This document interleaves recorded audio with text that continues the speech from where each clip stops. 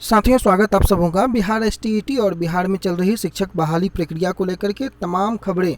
जो आज के अखबारों के साथ साथ कल जो कुछ भी विभाग के माध्यम से प्रकाशित किया गया, सभी खबरों को वन बाय वन इस वीडियो में कवर करेंगे।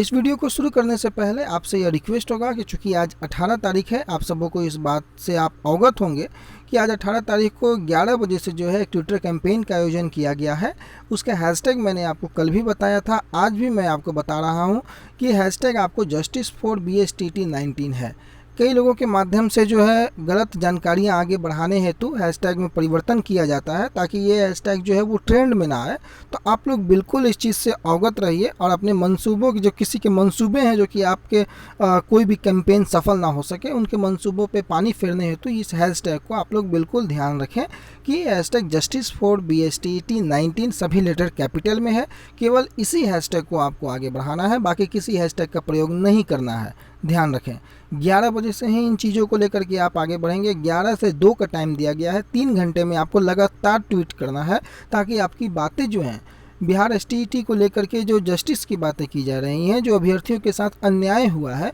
उसको लेकर के सरकार तक आपकी बातें पहुंच सकें। ये हो गई आपको आज के ट्विटर कैंपेन को लेकर के मैं एक रिमाइंडर वीडियो और साथ ही साथ कई बैनर पोस्टर्स के साथ वीडियो जो है मैं आपको 11 बजे के पहले बना करके आपको प्रोवाइड करवा दूंगा। उसके पहले अगर आप लोग टेलीग्राम के साथ नहीं जुड़े हैं तो जा करके let's grow with Randhir Telegram पर सर्च कीजिए और वहाँ जुड़िए। कई बैनर पोस्टर्स आपको वहाँ मिलेंगे, कई कंटेंट मिलेंगे आपको वहाँ पर, जिसको लेकर के आप उसमें अटैच कर सकते हैं। फिर भी मैं आपको 11 बजे जो है वो वीडियो बना करके प्रोवाइड करवा दूंगा। ये हो गई इसकी बातें। अब हम चलते हैं जो मुख्य बातें जो कल से लेकर के आज तक जो निकल करके आई हैं। कल आपके शाम होते होते जो है रंजीत कुमार सिंह के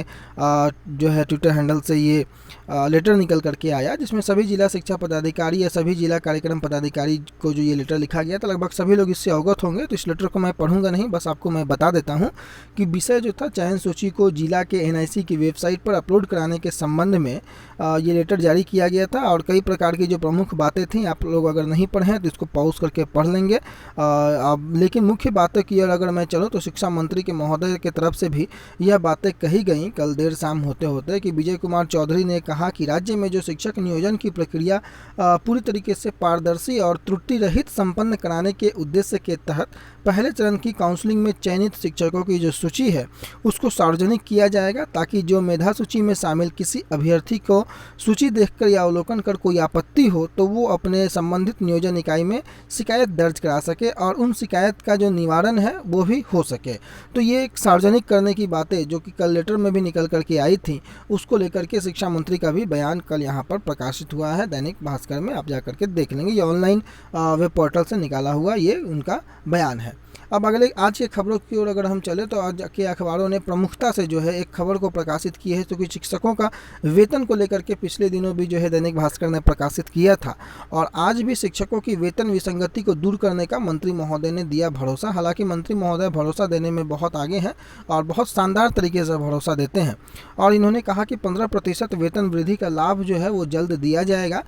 चूँकि बिहार के माध्यमिक शिक्षक संघ के अध्यक्ष केदारनाथ पांडे और महासचिव शत्रुघ्न प्रसाद सिंह ने कहा कि शिक्षा मंत्री विजय कुमार चौधरी ने शिक्षकों की वेतन विसंगति दूर करने का जो भरोसा दिया है और शनिवार को संघ के प्रतिनिधि मंडल ने शिक्षा मंत्री से मुलाकात की और नियोजित माध्यमिक उच्च माध्यमिक शिक्षकों और पुस्तकालय अध्यक्षों की वेतन विसंगति को दूर करते हुए 15% की जो वृद्धि की बातें कही गई थी उसके लाभ अभी तक नहीं मिल पाया है, उसको लेकर के इन्होंने भरोसा दिया कि भाई अब ये वृद्धि जो है जो कि अप्रैल से होने वाली थी, जो कि अभी तक नहीं हो पाई है, लेकिन ये सारी विसंगतियों को दूर करके जल्द इसका निपटारा कर दिया जाएगा। विधान पार्षद प्रोफेसर संजय कुमार सिंह, डॉक्टर संजीव कुमार सिंह एवं संजीव श्याम सिंह ने भी मंत्री विजय कुमार चौधरी के संयुक्त रूप से ज्ञापन सौंपकर जो शिक्षकों की 15% वेतन वृद्धि का लाभ जल्द देने और वेतन विसंगतियों को दूर करने की मांग की है। अब शिक्षकों को प्रति वर्ष अधिक वेतन नहीं लागू कर 3 वर्ष पर एक वार्षिक वेतन वृद्धि लागू करके 3 वर्ष के अंदर नियुक्त शिक्षकों के वेतन में कोई अंतर नहीं रह गया है। इससे शिक्षकों में जो है असंतोष की भावना जन्म ले रही है और मौके पर संघ के प्रभारी महासचिव विजय मोहन, डॉक्टर मृत्युंजय कुमार, प्रवीण, राजीव और रवि शामिल थे।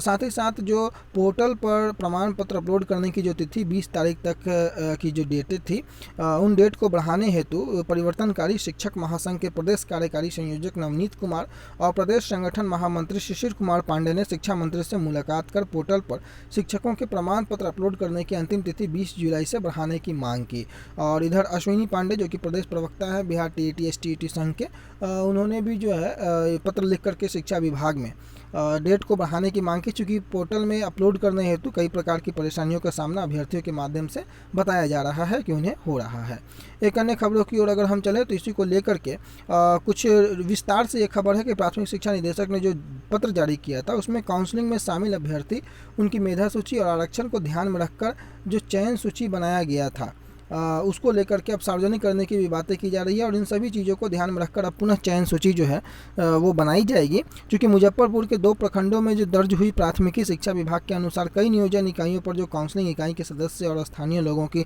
मिलीभगत और उनकी अव्यवस्था जो फैलाई गई, इसी प्रकार के मामले में मुजफ्फरपुर के 2 प्रखंड आपको पता होगा उनमें प्राथमिकी भी दर्ज की गई है। सभी जगहों पर काउंसलिंग की गतिविधियों को जिस जिला से लेकर के राज्य स्तर पर जो लाइव स्ट्रीमिंग के माध्यम से मॉनिटरिंग की गई थी और 90,762 प्रारंभिक शिक्षकों की बहाली के लिए पहले चरण में 5 से 12 जुलाई तक जो है 4,808 विभिन्न नियोजन इकाइयों के लिए काउंसलिंग की गई थी। और जिसमें कि आपको पता होगा कि 400 नियोजन इकाइयों की काउंसलिंग जो है वो निरस्त कर दी गई और उसमें जो है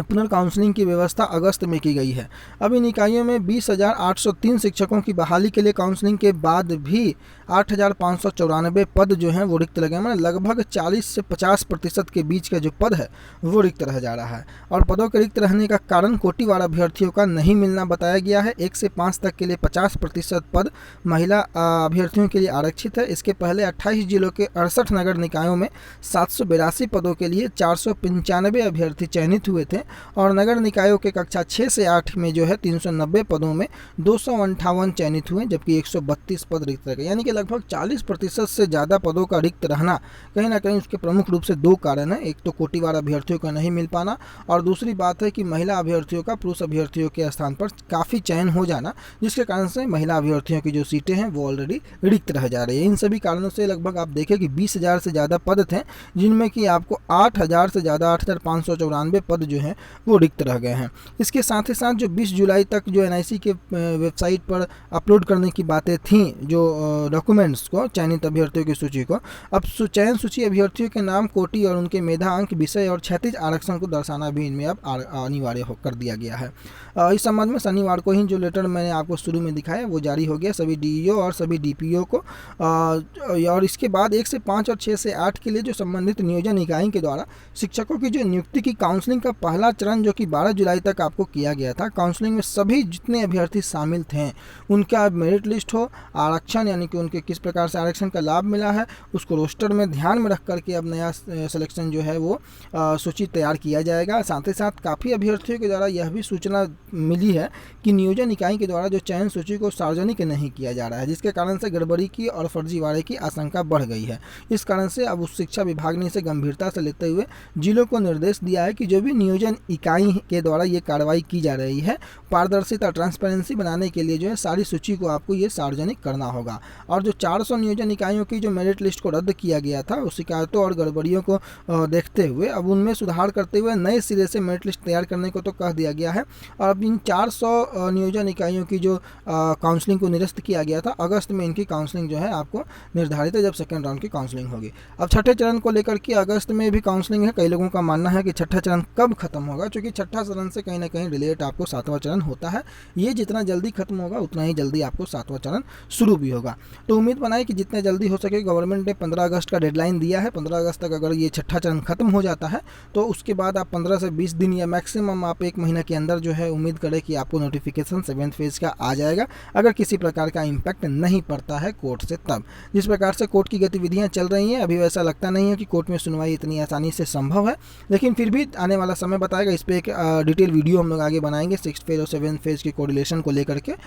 लेकिन अभी मुख्य रूप से 2 बातें कि भाई 11 बजे से जो ट्विटर कैंपेन है और आपको जो मैंने हैशटैग बताया उस हैशटैग को ना भूलें, कंटेंट आपको मिल जाएगा। टेलीग्राम से नहीं जुड़े हैं तो टेलीग्राम से जरूर जुड़े, let's grow with Randhir type करेंगे आप जाकर के, सेम लोगो है वहाँ पर आप ज्वाइन कर सकते हैं, डिस्कशन ग्रुप में ज्वाइन कर सकते हैं। ये हैशटैग ध्यान रखें, 11 बजे से आपको इस हैशटैग को आगे बढ़ाना है। तो फिलहाल के लिए इतना ही। अगले वीडियो में कई महत्वपूर्ण कंटेंट्स, कई महत्वपूर्ण जानकारियों के साथ पुनः मिलेंगे और बिहार एसटीईटी को लेकर के कोई भी अगर अपडेट आता है तो आपको सबसे पहले पहुंचाने का प्रयास करेंगे। चैनल पर बने रहने के लिए आपका बहुत बहुत धन्यवाद। आपका दिन शुभ हो।